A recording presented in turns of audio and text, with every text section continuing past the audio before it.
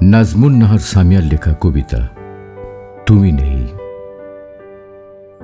1 কোটি বছর নয়, শুধু 7টা বসন্ত পেরিয়েছে। তবু মনে হয় একটা জীবন পার করে এলাম তোমার ছায়া খুঁজে। তোমার গন্ধ হারিয়ে গেছে বাতাসে। তবু হঠাৎ কোনো বিকেলের আলো আমার বাম গালে ছুঁয়ে বলে, তুমি এসেছিলে একবার, খুব আলতো করে। আমি জানি তুমি নেই।